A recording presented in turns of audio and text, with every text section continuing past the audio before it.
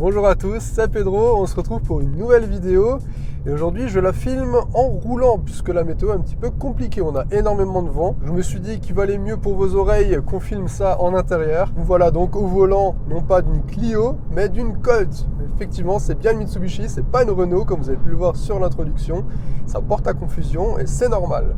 Pour cette huitième génération déjà de Colt, Mitsubishi a décidé d'économiser sur les coûts de production. Mitsubishi appartient au groupe Renault-Nissan et ils ont décidé du coup pour réduire les coûts de récupérer les bases de Clio et de Captur. Cette Colt est une Clio 5 et leur SUV ASX est un Captur. Les motorisations sont également partagées à peu de choses près. Sur cette Colt, on n'a pas de diesel ni de GPL. Par contre, on a 3 motorisations essence. On a le 3 cylindres d'1 litre, développement 67 chevaux, avec une boîte manuelle à 5 rapports. Et on a ce même bloc avec un petit peu plus de puissance, 91 chevaux, avec une boîte manuelle à 6 rapports. Aujourd'hui, on est sur la version hybride pas rechargeable, donc une hybride classique, dotée d'une boîte à crabot qui se débrouille particulièrement bien. Elle est très douce et j'avais peur que ce soit comme sur le Captur E-Tech à l'époque. Je l'avais essayé quand il était sorti et c'est vrai que la boîte de mémoire était assez brusque. Là c'est très souple, donc c'est très agréable. Donc la question que je me pose c'est pourquoi s'orienter vers une Colt lorsqu'on a déjà la Clio sur le marché? C'est ce à quoi je vais essayer de répondre tout au long de cette vidéo. Vous l'avez remarqué avec l'introduction, en termes de design c'est assez proche de la Clio. On se base donc sur le facelift qui est apparu fin d'année dernière. Et on a donc cette nouvelle signature lumineuse qui est légèrement différente que la Clio, tout comme la calandre qui est redessinée également. Et puis forcément, on perd le losange pour les 3 diamants de Mitsubishi. En partie latérale, on retrouve des jantes allant de 15 à 17 pouces comme ici. Je les trouve relativement jolies ces jantes-là. Et puis, autre petite spécificité, c'est qu'on a le logo EV qui nous précise donc qu'on est sur une version hybride. La partie arrière, c'est peut-être celle que j'aime le moins. Généralement, j'aime beaucoup quand on met le nom de la marque en grand sur la malle arrière. Et c'est vrai que là, je trouve que c'est fait un petit peu too much. C'est peut-être un peu de trop. Ça fait un peu... Ouais, c'est de trop. Je trouve ça pas forcément très harmonieux. D'autant plus que juste au-dessus, on a la caméra qui dépasse comme ça. Après ça, je me doute que c'est une raison technique. De base, elle est cachée dans le losange. Donc là, forcément, il fallait adapter ça. Donc on n'en veut pas. Mais le Mitsubishi en grand... personnellement, je suis pas très fan. Mais après, c'est les goûts et les couleurs. Et vous pouvez noter qu'on récupère les feux de l'ancienne phase, enfin donc de la phase 1. On n'a pas les feux translucides qui sont apparus sur le facelift de la Clio 5. Je trouve ça vraiment pas mal parce que je trouve que ça se marie mieux avec ce rouge là par exemple qu'on a aujourd'hui. Je la trouve vraiment sympathique. Après en termes de proportion c'est exactement la même chose. On dépasse un tout petit peu les 4 mètres, donc 4 mètres 04. Donc c'est très agréable en ville etc. Franchement ça c'est top. Allez maintenant je vais m'arrêter puis je vais vous présenter cet intérieur. Oui à l'intérieur, hein, je pense que vous vous en doutez, c'est comme à l'extérieur. On retrouve la planche de bord de la Clio 5. Alors c'est pas grave. Pourquoi? Parce qu'elle est super ergonomique, elle est bien réalisée et ça franchement c'est top. On retrouve la dalle ici de 10 pouces, entièrement personnalisable avec différents affichages en fonction des modes de conduite, etc. On peut les personnaliser également avec le mode MySense, on a le mode sport et le mode éco. Et donc on a différents affichages. Par exemple ici on a la carte, mais on peut également afficher la consommation. Ici on a différents menus, etc. On peut également afficher l'audio, donc ça c'est assez sympathique. Ici on a un écran de 7 ou 9,3 pouces comme ici. Donc là on a le plus grand comme on est sur la version la plus haut de gamme. Donc on retrouve l'ancien système d'infodivertissement de Renault qui est encore assez intuitif, assez réactif. Donc ça fait plaisir, vous pouvez voir que c'est assez rapide quand même.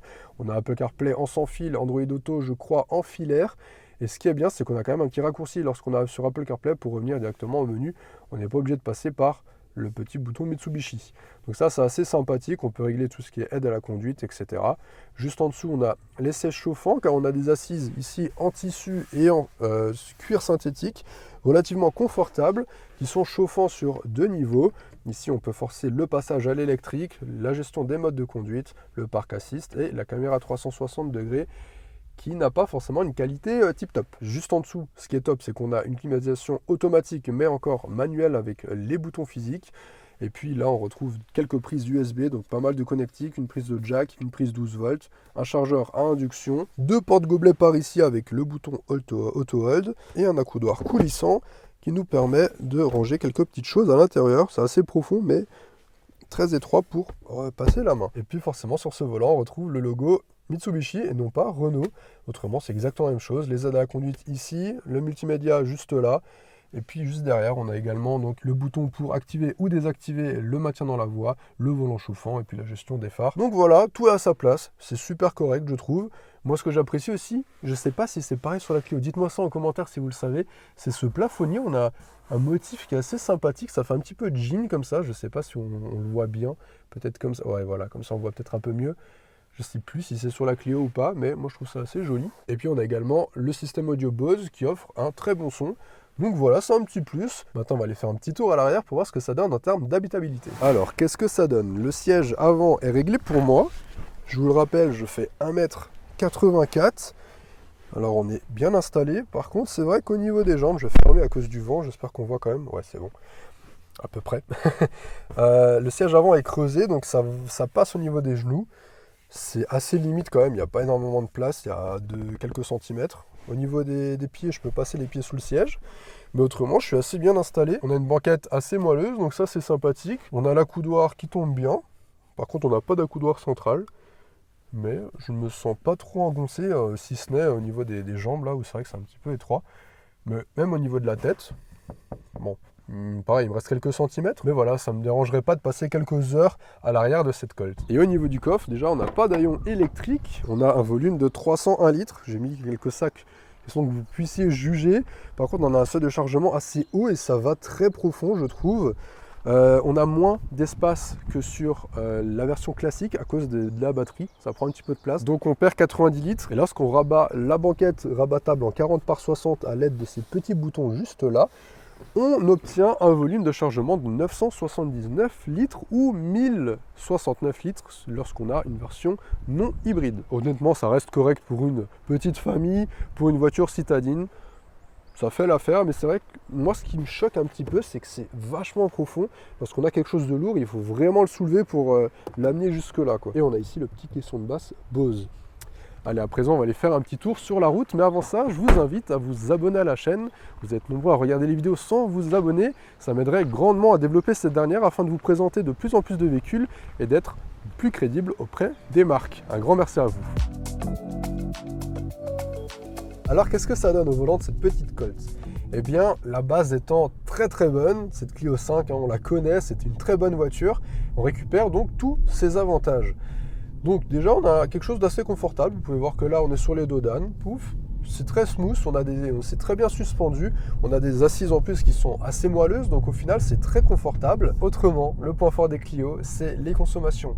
D'autant plus sur cette version hybride qui nous permet de rouler majoritairement en électrique lorsqu'on est en ville et même sur départemental. Il m'est même arrivé d'être à un moment à 100-110 en électrique, donc c'est vraiment top. Ce qui fait qu'on a des consommations relativement basses. Je navigue entre 4,5 et 4,7 litres au 100 et vraiment je suis la majorité du temps en électrique. Par exemple là, bon, forcément en descente, donc ça se met en électrique, là je récupère, ça, je suis en train de recharger et puis on descend tranquillement. Vraiment ça c'est vraiment très agréable je trouve. Et ça rajoute assez de confort de conduite, notamment avec cette boîte à crabot, comme je vous ai dit, qui se comporte relativement bien. On n'a pas vraiment d'à-coups, donc c'est assez agréable à conduire, c'est très léger. On a vraiment ce sentiment de légèreté, de douceur que j'apprécie personnellement beaucoup, surtout pour la ville. C'est vraiment un point fort, je trouve. Bon, là, la route, elle est un petit peu... Ben, vous voyez, là, on est vraiment sur une route dégradée, c'est les travaux, etc. Et c'est vraiment top. Je ne suis pas trop secoué, c'est pas trop ferme. Franchement, c'est juste bien dosé. Et puis, ce que j'apprécie aussi avec cette plateforme, c'est qu'on peut avoir une conduite un petit peu dynamique. Ça, la met pas en défaut. Elle est assez agréable à conduire, même un petit peu plus sportivement. Alors, la sonorisation, elle n'est pas non plus merveilleuse. Elle fait l'affaire. C'est pas non plus exceptionnel. C'est vrai que le moteur, lorsqu'il se met en route, il fait un petit peu de bruit quand même, je trouve. Après, c'est vrai qu'on est sur un véhicule d'entrée de gamme. Donc, c'est normal qu'on n'ait pas non plus une sonorisation digne des meilleurs. On a aussi tout le système d'aide à la conduite semi-autonome avec le maintien dans la voie, le régulateur adaptatif, l'avertisseur d'angle mort, etc. Donc c'est quand même une voiture relativement bien équipée, surtout au vu de son tarif, parce que ça, c'est un des points forts de cette Colt. Elle est légèrement moins chère que la Clio 5 en entrée de gamme. 18 390 € contre 18 700 € chez Renault. Donc si, pas grand chose, mais c'est déjà ça de prix.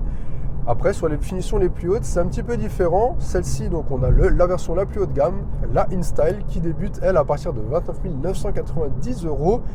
Donc un petit peu plus cher que le haut de gamme sur la Clio, mais on a déjà toutes les options, hormis quelques petits accessoires ou la peinture. Donc, au final, on est à prix équivalent, à peu de choses près. L'avantage supplémentaire qu'on a avec Mitsubishi, c'est qu'on a 5 ans de garantie contre 2 ans chez Renault. Il faut faire le pour et le contre, il faut voir effectivement si vous avez une agence proche de chez vous, si vous avez une concession Mitsubishi ou non, parce qu'effectivement, les Renault c'est un petit peu plus développé. C'est vraiment les deux différenciations les plus concrètes, je trouve, autre que le design, parce que le design, bon, ça se joue à pas grand chose. C'est à vous de faire votre choix, c'est à vous de regarder ce qui vous plaît le plus, mais c'est vrai que quelques centaines d'euros, ça reste quelques centaines d'euros. Donc voilà, ça a étudié, ça a étudié. J'espère que cet essai vous a plu. Si c'est le cas, n'hésitez pas à lâcher un petit j'aime et à vous abonner à la chaîne si ce n'est pas encore fait. N'hésitez pas aussi à me suivre sur Instagram si vous voulez voir les backstage pour voir ce qui arrive sur la chaîne en avant-première. Moi, je vous dis à très bientôt pour de prochaines vidéos. Allez, salut!